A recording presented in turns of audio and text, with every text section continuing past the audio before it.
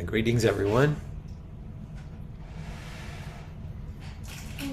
It's wonderful to see you. And you can see I'm in a different place than ordinary, which I'll speak about in a little bit. I'm at my mom's and my sister's home in Texas.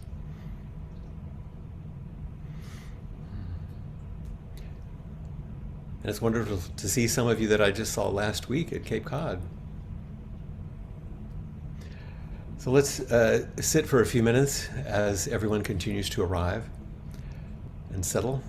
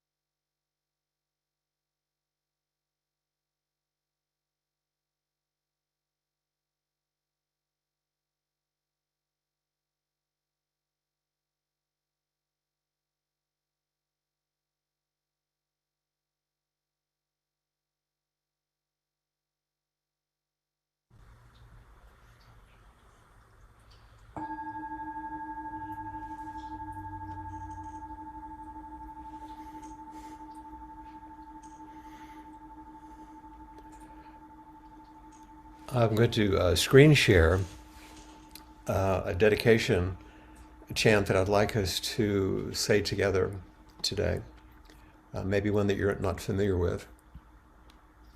And once again, just follow along once we have it on the screen.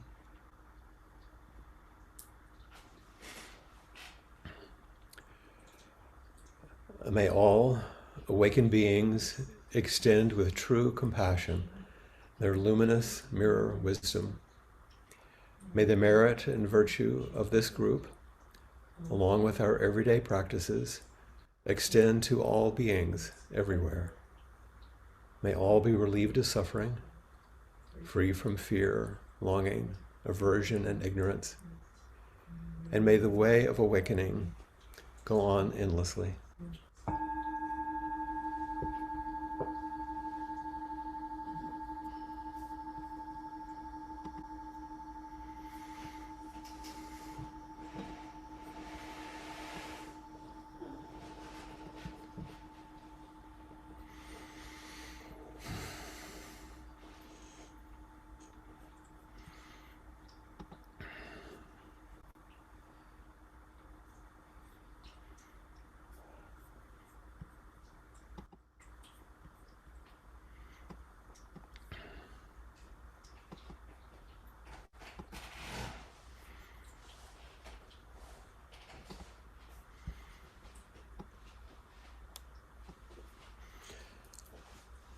I'm in a different setting, so it's a little bit awkward, but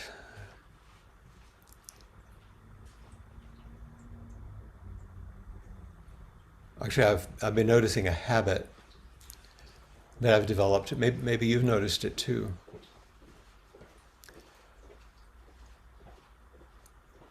Or maybe it's something that's maybe been emerging kind of quietly within me and beginning to show up. And it's something that I'm noticing right now. This is one of the spaces in which this emerges. I'm certainly aware of it online, but also in person. Those of you who were with me in the Cape Cod Institute last week saw it.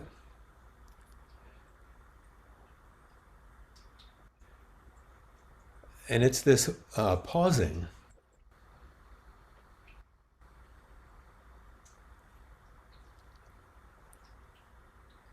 and looking,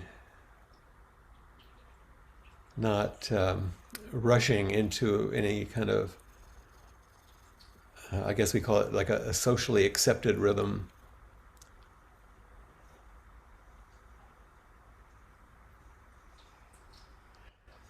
And this space and this way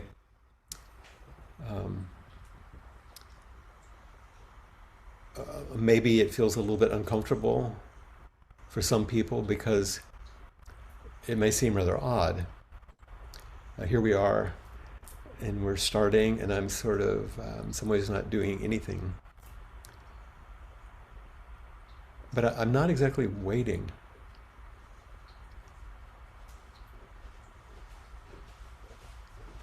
I'm not, when I sit and look at the screen and connect and take you in, I'm not waiting for some future thing to happen.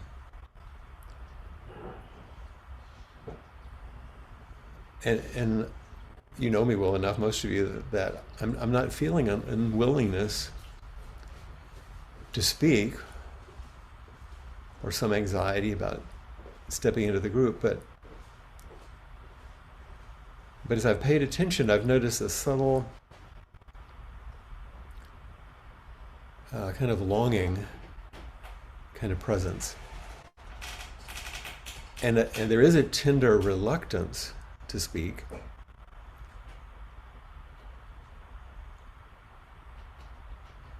Because I'm more compelled to just connect. So I find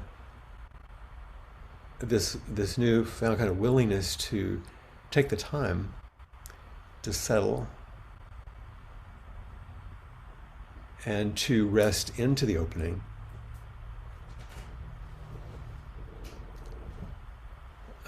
But this is becoming more and more present for me in my meetings with you.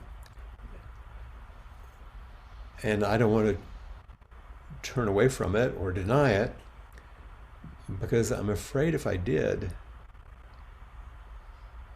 I'd miss the gentle settling and resting into something very natural and very nourishing. And I wouldn't be a very good role model either as I let myself. Sometimes in Nakomi, we'll say we kind of rest in loving presence with each other. And it seems to be so full.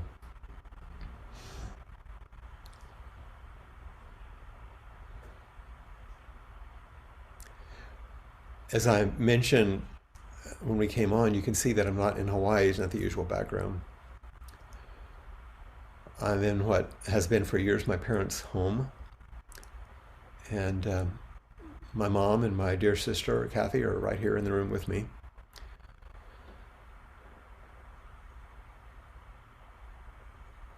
And as you might imagine, there are times when family patterns, what's automatic and habitual, family patterns of home life and ways of communicating and being with each other are so easily followed. You know, they're like a automatic kind of program that just starts on its own. Maybe you've noticed this.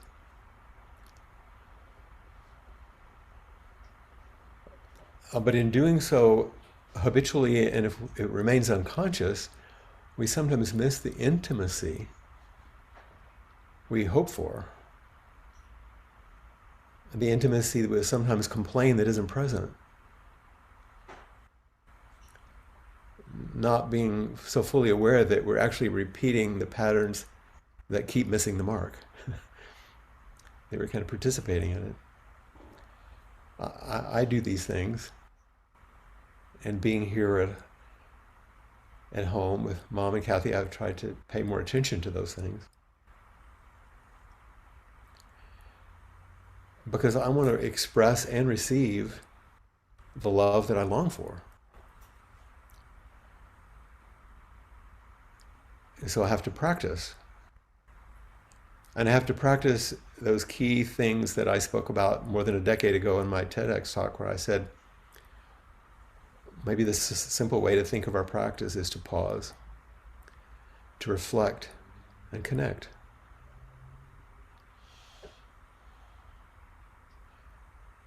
To pause and reflect and connect. And then I can come home. And then I can leave what I thought was home, which was habit.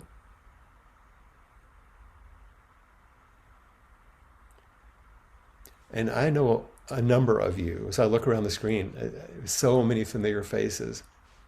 And some of you I've known quite a long time,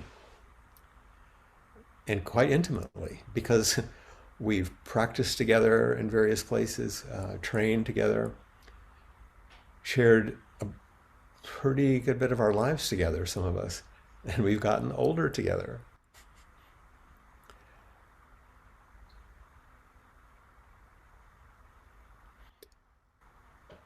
At the Institute last week, I sort of brought Mary Oliver along as our companion. We're, in the Cape Cod after all, so, and spent some days in Provincetown. So, one of the poems that we that we used was the all too familiar one, Wild Geese. And maybe you remember there's a line that says, "You only have to let the soft animal of your body love what it loves. You don't have to be good. You don't have to walk on your knees for 100 miles repenting." It says, you only have to let the soft animal of your body love what it loves. And to me, these kind of words touch on what I'm noticing in myself. And I'm appreciating her reminder to rest in body time the time of our animal body, natural and generous, very patient and curious. Our animal body yielding to and allowing what animal bodies require. And so often, of course, it's very present because I had to drive from the Cape to Boston to get an airplane to go to fly to Austin and go through traffic and over 100 degree, but all these things happen. So if I move my body time, if I move in body time, actual body time, and not concept time or expectation time or demanded time,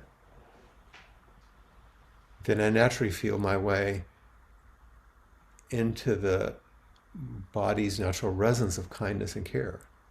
I can return.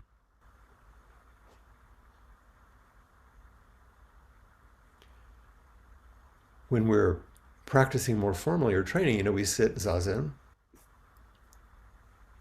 So we sit silently. And we walk together in kinhin, responsive to each other, slowly, body time.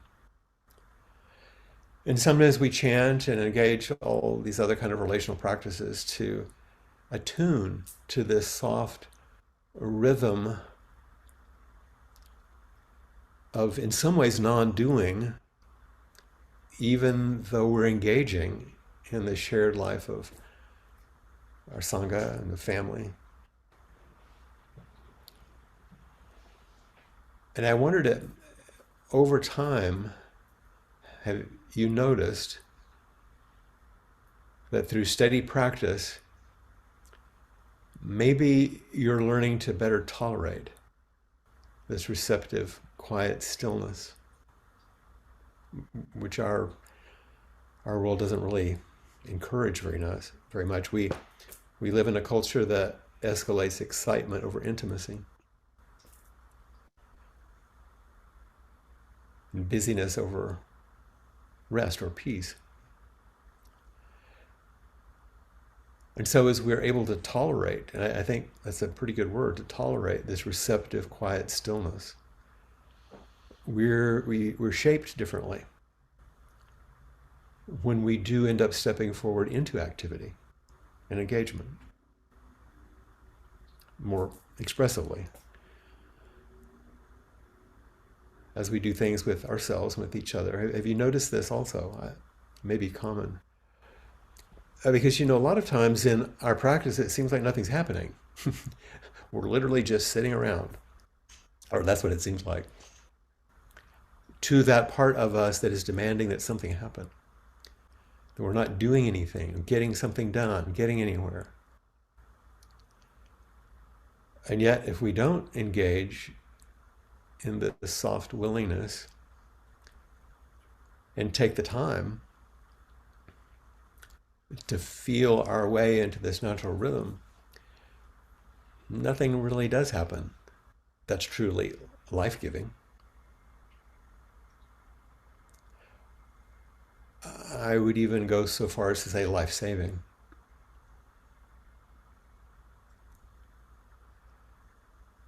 Have you noticed how easy it is to just keep moving forward, filling time?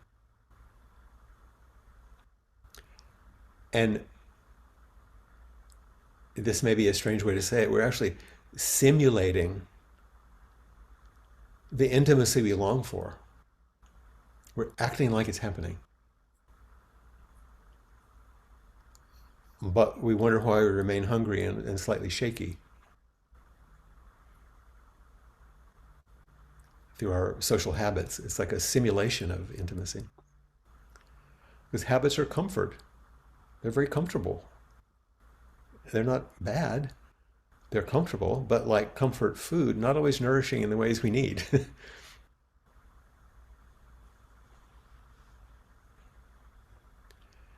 This week I was looking at some things by the Irish poet and theologian Pádraig Ó Tuama. Some of you may know. of his work because he leads the aspect of the On Being studio project with Krista Tippett on poetry, Poetry Unbound. It's I would recommend it to you. And he's written many things that are beautiful. And I was looking at some of his materials, and often in Poetry Unbound, he'll take a piece of poetry like we do often in our teachings and go deep into it as as a way of encouragement or even instruction, on our path. And he's a poet himself. And so many of you have gone to my website and you'll see that there's a tagline on the front page that says softening barriers to love. And we've talked about this and we'll continue. That's sort of like a key to what my work is. This is what is on his page in that just a line. And it's in ordinary English that we can understand, and then it's in Celtic language, which I'm not going to try to pronounce. The English version is, "It is in the shelter of each other that the people live." It is in the shelter of each other that the people live.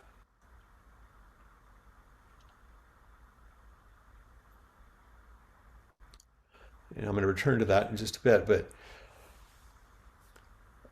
I'm still living with the sense of pausing and opening and the longing and what it means to come home, because I'm here, and the sort of how coming home and leaving home work with each other.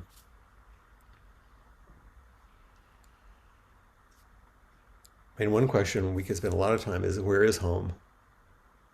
You have the first idea, it's like, oh, that's where I come from or whatever, but where's home? There's many levels we could ask that question. Last week,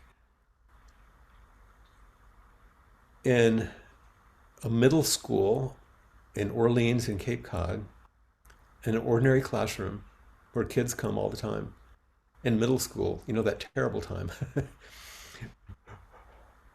I was at home with my friends.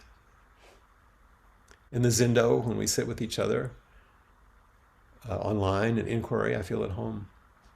Here with my family, in Hawaii with Aaron. There are many things I could call home. And some of them have to do with place, some of them have to do with heart, but many of them have to do with the shelter of each other.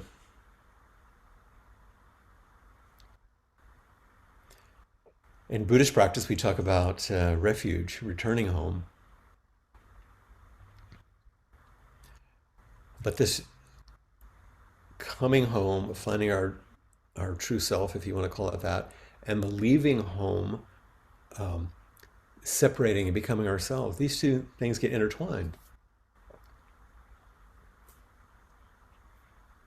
There's that brief but really powerful blessing that I use quite a bit in my teaching. It's another central piece that I've really adopted. Another voice from Ireland, John O'Donoghue, to come home to yourself. You've heard me repeat it many, many times. May all that is unforgiven in you be released. May your fears yield their deepest tranquilities. May all that is unlived in you blossom into a future graced with love. Dealing with the contractions of forgiveness, releasing them, using your fears is actually a dharma gate to your deepest tranquilities, and then the invitation for what's unlived in you to come forward, blossom into a future graced with love, to come home to yourself. But often to come home to yourself means leaving home, stepping away from what's habitual, ordinary, that you might not even notice. I mean, we're sometimes not even awake to the things that aren't authentic or present or immediate. Almost all of you have heard me repeat at some point or another, tearfully, the poem that was written for me when I was a head student or Shuso by my Benji, my assistant, at the time. And there's a line in it in which she's speaking about our sitting together over this long practice period, mornings and evenings. And these are her words. Anna, she says, just sometimes, when the Zindo was filled with stillness, held in our empty hands, you're just thinking about the mudra, just sometimes, when the Zindo was filled with the stillness, held in our empty hands, and I was sitting staring at the chipped paint, the pale shadows on the wall, sometimes for a moment it was enough. That moment was everything. Then sitting next to you, I found myself far from the place I thought was home. And I've had this poem for these so many years and read it so many times, and that line just jumped out at me this week as I'm thinking about these things. So now, me sitting next to you, I find myself far from the place I thought was home. When we sit together, we discover who we are outside of habit, aside from the ways we normally organize ourselves. What I thought was home.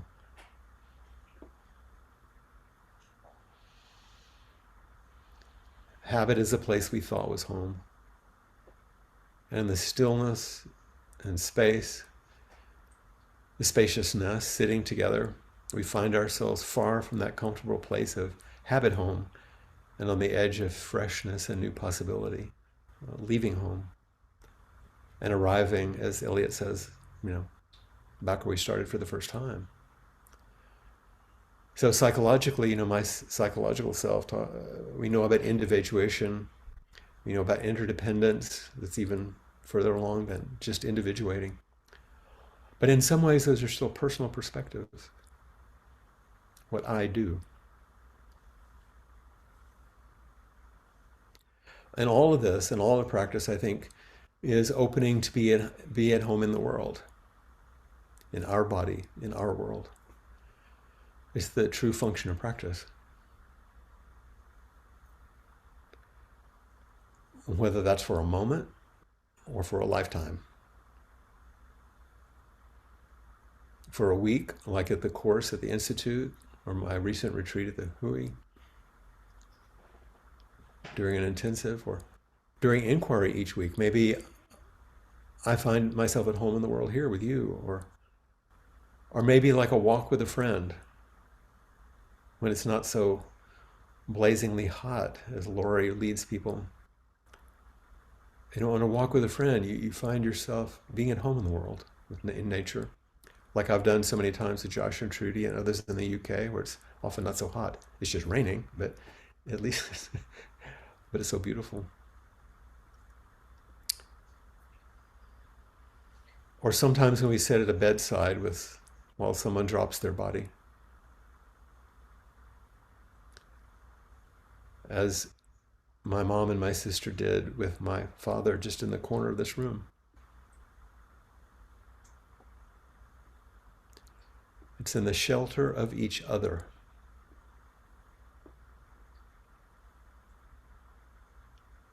that the people live. We chant, I take refuge in Sangha, bringing harmony to everyone free from hindrance. It's in the shelter of each other that the people live, within Sangha, within family, within friendship. And it takes this kind of pause, I think.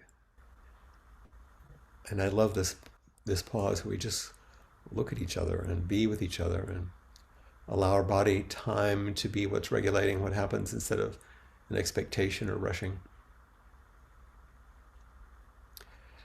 And as I often do, I want to share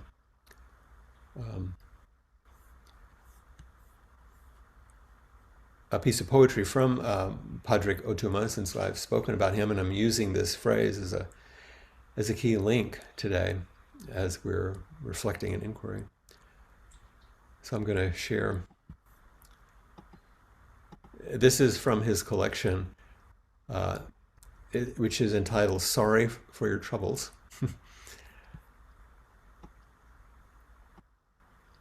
And the title of the poem, I'm trying to make it a size where you can see it here. The title of the poem is called The Facts of Life, which I rather like that, very straightforward. And here he lists what he calls the facts of life. I'll share it so you can read it with me. You can see it. The facts of life. The facts that you were born and you will die, that you will sometimes love enough and sometimes not, that you will lie, if only to yourself, that you will get tired, that we will learn most from the situations you did not choose, and that there will be some things that move you more than you can say, that you will live, that you must be loved, that you will avoid questions most urgently in need of your attention, that you began as a fusion of a sperm and an egg of two people who once were strangers and may well still be, that life isn't fair, that life is sometimes good and sometimes better than good, that life is often not so good, that life is real, and if you can survive it well, survive it well, with love and art and meaning given where meaning's scarce. That you will learn to live with regret, that you will learn to live with respect, that the structures that constrict you may not be permanently constraining, that you'll probably be okay, that you must accept change before you die, but you will die anyway, so you might as well live, and you might as well love. So you might as well love. So you might as well love.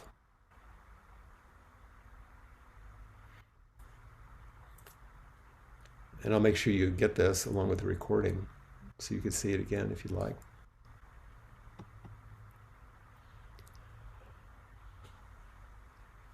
So you might as well love.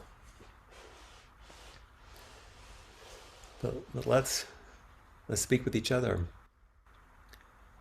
If you have questions or comments or things you'd like to explore, please raise your hand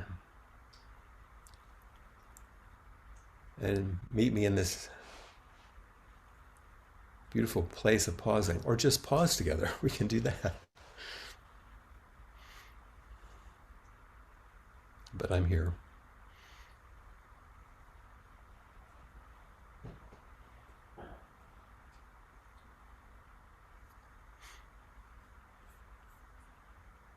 Hello.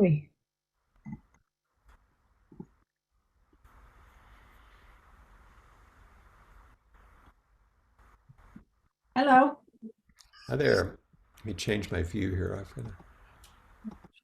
There we go. I wanted to see you closer. Yeah. Um, so all the things you were speaking about were very moving to me. I could see you. Yeah, this very much touched me. I don't know what to say about that. I just felt like I wanted to be with you. And just step into the space I was talking about without longing, just to Yeah, I I love you so much, Flint. thank you for saying so. Yeah, I need to say so. It's important. We never know. I mean, you have pretty darn good genes, you know. looking at your mom, but But you never know. and apparently I do too, looking at my folks. But you never know. And plus, I don't think we're going to err on the side of loving each other too much. Might as well love. It's in the shelter of each other that we live. I notice a lot. I'm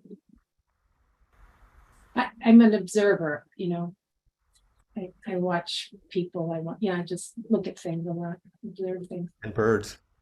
and birds.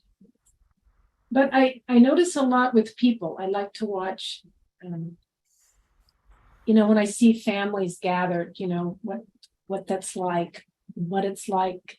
I guess because I don't have kids is one thing.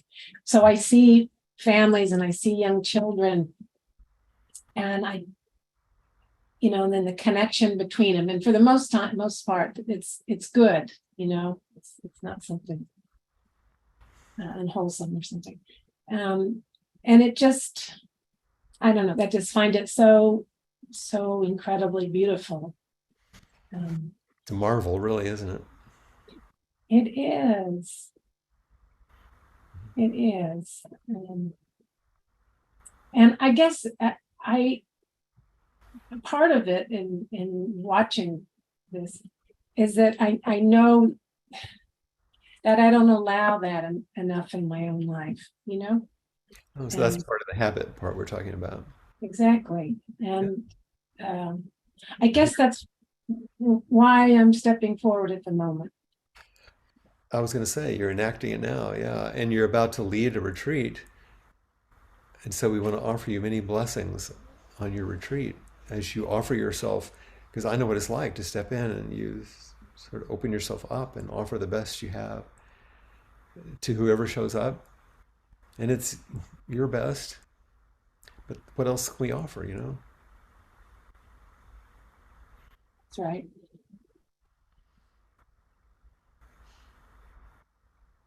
So thank you so much. Thank you. Take my love with you. Thank you. We have Josh and Trudy.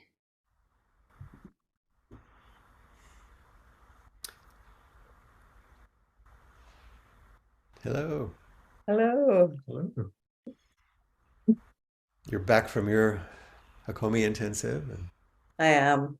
Yes. So I'm back from being with someone who was dropping their body Yes, that as well. Yeah. as well, and lots of feelings and thoughts about that. But the thing that made me put up my hand, apart from saying hello, was at the end of that poem. It says you might as well love, and love, as you know from being up here, is a kind of northern epithet. We'll say, do you want that love? Do you want that love? So you call strangers, complete strangers, love. And I heard the last two lines differently. It's like you might as well love, like Like a a northern would kind, say. like a sort of more like you might as well love. Come on. So I heard it as a real kind of encouragement and what the hell else are you going to do? Yeah, a lot of other things, but given the facts of life, it's probably a good idea. It's so interesting you would say this. I just saw something today, and I was waiting for my mom while she was doing her physical therapy. I took her over and brought her back, and so doing what so many people do and pass the time, I was looking at Instagram feeds, and a thing came from Ian McEwan, and he said he was speaking to some other man. It was an interview or something like maybe on TV in Britain, and he said, I get off the plane and I arrive at the station at Waterloo Station, and I get off and I find a cab and I get in it, and mostly it's men, sometimes not, but mostly men, driving the cab, and ask me where I want to go, and they say, "What can I take you, love?" And then he started weeping. Mm, He said, "Now I know I'm home, where strangers, grown men, call each other love." Mm. And I just read that a few hours ago. And the other men in the TV thing started weeping also. It was amazing. Mm. He would draw that attention to it as you are. Yeah. Mm. Because it's not a throwaway. It's a deepening, even if it is a manner of speaking. Mm, But it points to something that's worth remembering, isn't it? And yeah. expressing, like Laura is saying, we can't say it too many times. No, no. So yeah, that caught me, and also sitting with Margaret as Kath died, and she named and appreciated that we were the people who were coming who would just sit, Uh-huh. who weren't busy, who were just okay to sit and be with. You could tolerate the just being. We could tolerate the just being, and that was a real, it feels like a testament to everything we've had the opportunity to learn and practice, and Mhm. I know they felt held by Sangha, and I just it's been really powerful in me, the refuge of Sangha. Yes. That's, I've felt held by Sangha and holding all of that, and Margaret, who's not even a member of our Sangha, has felt held. Mhm. Um, But she wasn't a practicing member. yeah, not a practicing, but deeply loving someone who was a practicing member. That's right. I'm so respectful and so tender and considerate of how Kath wanted that to be, and that's just been, it's like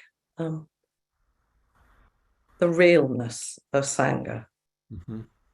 is what feels like it's really landed another whole gradient down or something. Absolutely. And we really get it. Because sometimes we think, what goes it to do sitting around with people sometimes? Yeah, It shapes the world. yeah, This one was close, it's very obvious, but it really shapes the whole world, yeah. little by little. So my gratitude for you and all the Sangha you've created, and then the ripples we can be part of. It's astounding. Not what I've done, just what's happened as a result of so many things. I saw it this past week too, because I was with various people from some of whom are on right now, and the hunger for this way of being together, if it's expressed in a clear enough way, in a simple enough way, and wholehearted enough way. And I'd like to share that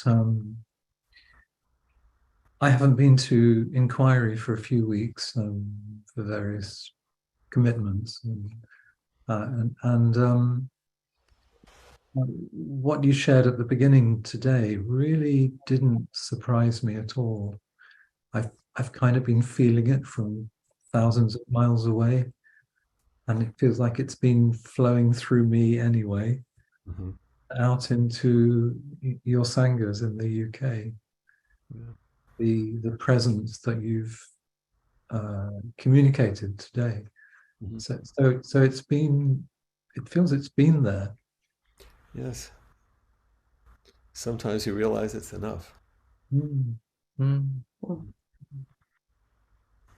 Mm, mm, In the shelter of others, the people live.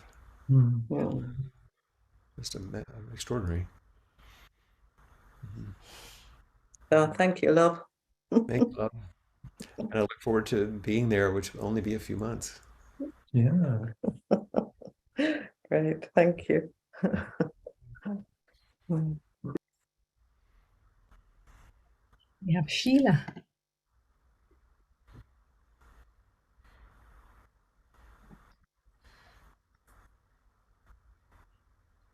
There Okay. you go.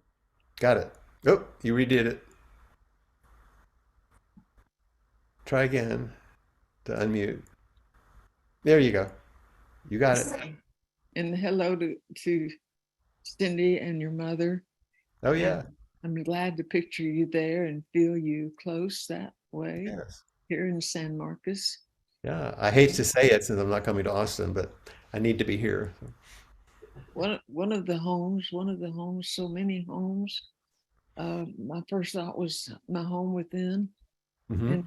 And the other thing that has come through so clearly today with all of your talking so spaciously and silently, stillly, is that how much I've learned this from Buddhism and from Japanese people. There's a wonderful practice, I guess you could call it a habit, but it feels like a lot more than that, at least for me as a foreigner learning to say it. When somebody asks how you are, you say, Okage Samade, now that I'm in your shadow. That idea of the shelter of each other. So that will be singing and whispering Yes, is that same kind of in my heart this week. care. Yes, Thank you, absolutely. thank you, everybody. I love Thank you, seeing Sheila. everybody. Absolutely. Your shelter, your I, shadow. I had a little echo of you this week because Chris Ulrich, who's here, and some other folks, Chris did the Ikebana all week long for the class. So I know that's something you've enjoyed. So thank you, Sheila. Thank you.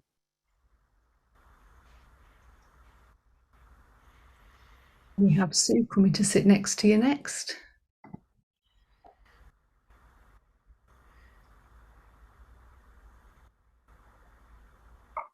Hi, Sue.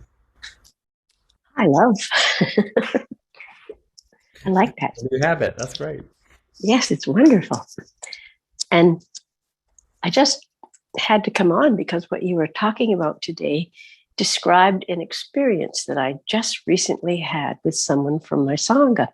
Mhm. We were supposed to get together to do this little project. And she said, well, I just have a short time. And I said, well, we'll just do what we can do. And we did that. And then we spent 2 more hours just sitting and talking and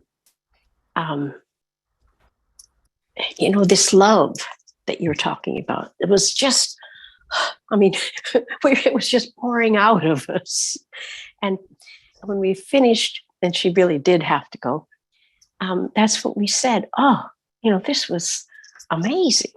No, that's the nourishment, isn't it? It is the nourishment, and it nudges you a different way when that happens, because you feel that and you want it, and you're so thankful when you find it for a while. And then you have more of it to offer also. That's right. Yeah. So just everything you said today just fit right in that, and I needed to say so. Oh, that's wonderful. That's wonderful. Isn't it nice those times that are unscripted and unplanned where you think you're going to get to doing something and you do your Yeah. work. Yeah. And then there's a space that opens that you can step into or not. And you have a choice Mhm. to step into that different frontier. You do it, and when you step in there, you find so many commonalities Hmm. that you didn't expect. Yeah. Oh my. Thank you. And For it's wonderful to see beautiful. you in your mom's home. Oh, yeah. And thanks for sharing. It's always nourishing to hear. We get a um, Yeah. second nourishment from it. So thank you. Thank you. We have Bonnie.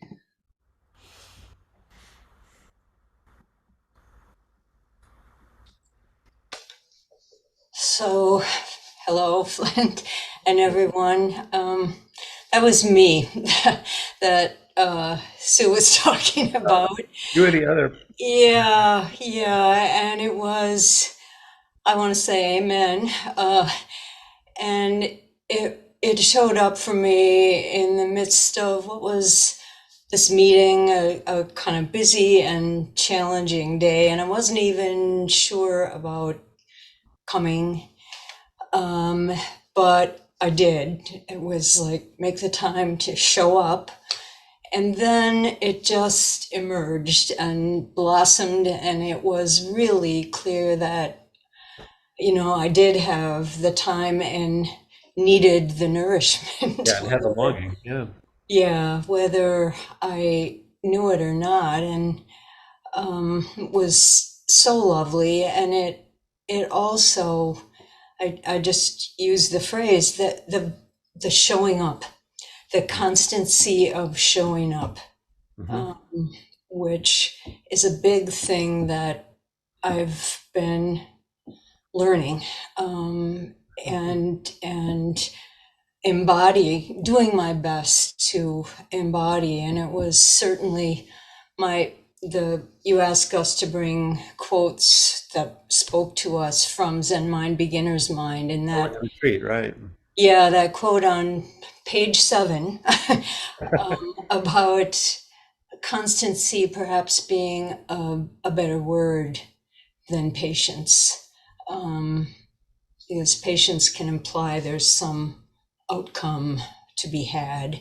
Right, like the waiting I was talking about. It's not really waiting Waiting, at yeah, all. yeah.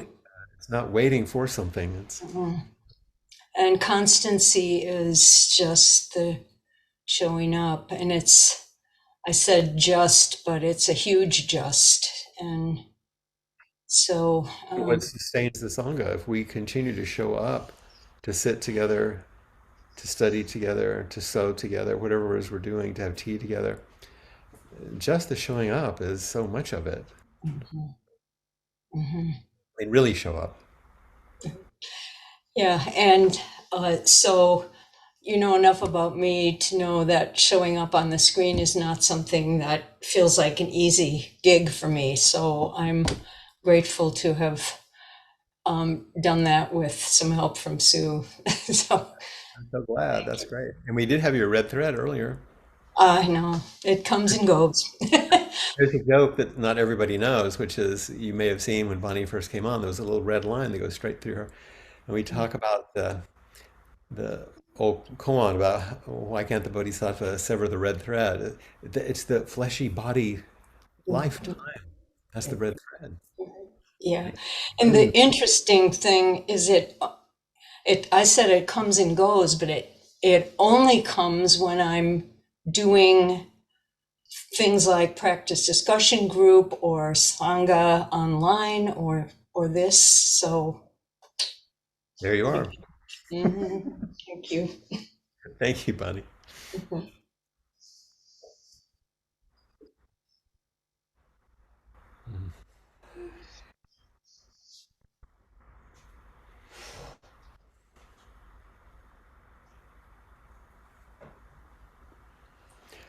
Our warm discussions are also reminding me as I kind of refer back to the very first things I said today in my own reflections about pausing and just being with you and looking and it being so complete. Is that in the Mary Oliver poem, The Buddha's Last Instruction, uh, Mary Oliver talks about some of her own experience of waking in the morning, but then she goes back and forth between the awakening of the Buddha and what it's like in the last days when he's dying. So it's a beautiful poem to look up if you'd like.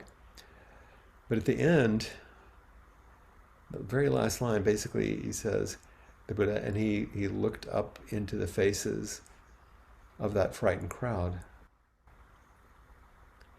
At the end of this poem, in which she titles The Buddha's Last Instruction, she gives that in the beginning of the poem, make of yourself a light. But at the end, she doesn't say the Buddha looked up and told them what to do, gave them his final teaching. What he did at the end was look. He looked. He raised his head and looked into the faces.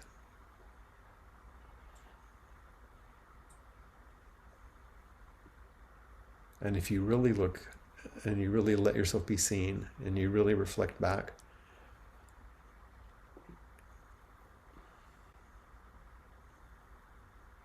Whether it's the new eyes of an infant beginning to take in the world, wondering without the concept, what is this? That special moment, or those last moments when you're sitting with someone and maybe the vision is faded, and maybe you're just resting your eyes on their face. Well, let's continue anyway. And reminding ourselves of our essential practice, we'll say the 4 practice principles then. Caught in a self-centered dream, only suffering. Holding to self-centered thoughts, exactly the dream. Each moment, life as it is, the only teacher. Being just this moment, compassion's way. Caught in the self-centered dream, only suffering. Holding to self-centered thoughts, exactly the dream. Each moment, life as it is, the only teacher.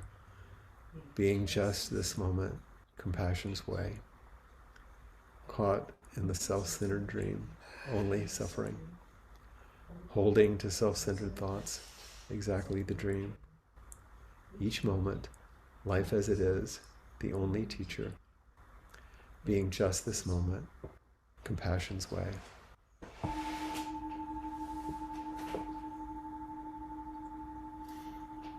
Thank you so much.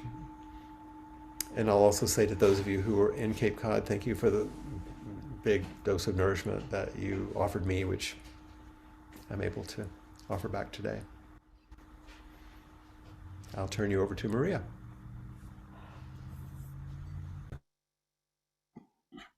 Hi, thank you so much, Flint, and thank you everybody for meeting together today. It's just wonderful to see you all and to be able to share our practice together in this way.